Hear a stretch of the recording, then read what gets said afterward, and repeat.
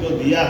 इसी में वो सारी बातें भी जुड़ी, जिसमें बाबा साहब ने कहा संगठित रहो लेकिन शिक्षित रहो, शिक्षित बनो। तो शिक्षित बनने के साथ नई टेक्नोलॉजी के आधार पर जो समय चल रहा है कि आप हमारे माननीय विधायक, अगर विधायक विश्राम गृह में भी आते हैं तो वह विश्राम गृह नहीं है, वो सेवागृह है। जोरदार अभिनंदन करो इस भावना के आधार पर। इसीलिए हमारी सरकार ने भी अपना विजन डॉक्यूमेंट्स बनाते हुए विधानसभा के अंदर माननीय विधायकगण भी अपना पूरी विधानसभा में 5 साल में डेवलपमेंट का क्या खाका खींच के आते हैं, इस प्रकार से वो विकास की कल्पना करते हैं। इसलिए समग्र रूप से जब हम सारी चीजों को लेके चलते हैं, जो बदलते दौर का समय है वो समय चला गया। मैंने कल भी उल्लेख किया था, संक्षेप में हम सब देखेंगे कई और दलों की सरकारें भी 20-20 साल, 25-25, 50 साल चली गई, लेकिन आज हम इस बात को तो बोल ही सकते हैं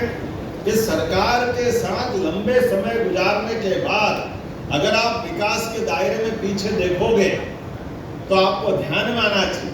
इसको अपने यहाँ एक शब्द बोला गया है सिंहावलोकन। ये सिंहावलोकन हमारे लिए गिर के उस सिंह की याद दिलाती है कि जब शेर आगे बढ़ना जानता है तो आगे बढ़ने के लिए वो पीछे पलट करके पूरी अपनी बॉडी को एक बार देखता है और फिर आगे भविष्य के कदम बढ़ाता है। तो आज के इस अवसर पर जब हम अपने लोकतंत्र के 75वें साल की तरफ से कंप्लीट करके आगे बढ़ रहे हैं और अमृत काल की तरफ बढ़ेंगे, तो सिंहावलोकन के साथ हमें गर्व होगा। हम ऐसे दल के साथ सरकार बनाने में सक्षम है जिन्होंने हर राज्यों में सच्चे अर्थों में लोकतंत्र की अलग पहचान बना करके दिखाई दी है। एक तरफ जहां हमारे देश की आजादी के साथ डॉक्टर भीमराव अंबेडकर जी के समान डॉक्टर श्यामा प्रसाद मुखर्जी ने हमारे संविधान के साथ जो कुछ गलतियां हुई है और जिस बात को लेकर रेखांकित धारा 370 को किया था, हमें गर्व है आज के दौर में पार्लियामेंट ने